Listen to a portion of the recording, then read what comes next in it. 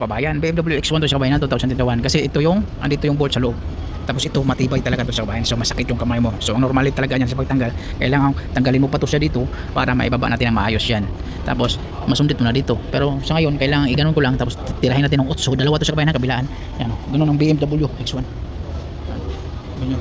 Oh, kahit dito, itong i-rip natin. Ito yung i-rip natin ngayon. Ito. Tapos yung clip nito kabayan, kailangan iganon mo din dito yung hawakan niya sa loob para matanggal to kasi masira to kabayan. Pag hilahin mo nang hilahin, masisira yung clip. So kailangan tanggalin mo to, putulin mo lang to ng cutter. Tapos yung clip, ipakita ko siya dito. Tulad dito. Kailangan kunin mo doon sa loob para ito, iganon mo. Kahit iganon mo lang to, tapos sabay hila. Yan katulad niyan. Iganon mo lang tapos sabay hila. Doon sa loob ha. Doon ka sa loob, dapat maganon ka doon sa loob ganyan. Tapos sabay hila. Iganon mo to, katulad no. May tama na ngayong kamay ko, di ba? Para hindi siya masira to. Kasi kung masira yan, wala na, magdouble adhesive, magdouble tip ka na naman. Yun ang mahirap sa BMW. Volvo ganun din. BMW, Volvo, ano. Pero okay lang naman siya kabayan. Normal lang yan. Okay, BMW X1 2021. Technique how to remove the front bumper. Rear bumper, saglit lang to. Huwag kalimutan mag-subscribe kabayan ha. Another tips na naman tayo noon.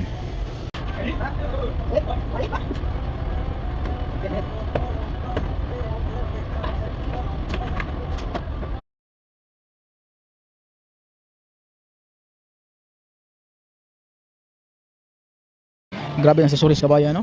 Parang kunti lang accessories pero ito, accessories na yan. Nagaling ko kasi i-repair natin to yan. Tapos ito pang accessories niya oh. Parang magtaka kayo. Yan. Yan ang accessories niya. Grabe. Akala mo kunti lang yan pag nakabuo na.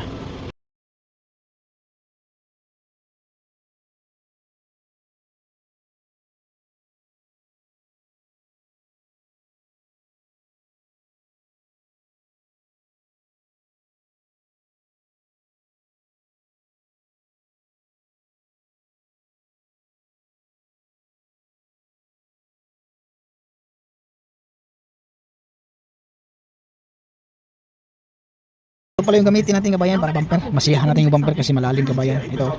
Swordly sanding polyester pati. Ito malalim kabayan no. Malalim pag pupuri natin na masyado yan, manipis na yung bumper.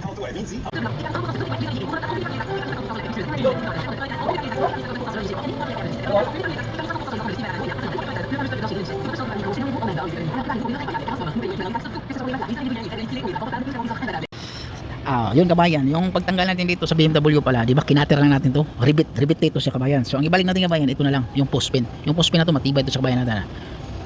Matibay yan sa kabayan, hindi basta-basta niya matanggal.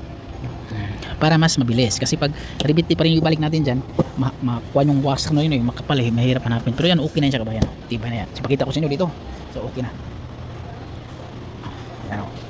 Pero ito hindi nawala kabayan, nilagyan kong painitan to, hindi nawala so hindi na natin lihain to tapos pirihan ng itim, huwag na, hindi naman kasama sa bayad yan tapos yung ilaw na lang, lilihain natin itong ilaw na to. Yan, okay na yun sa kabayan.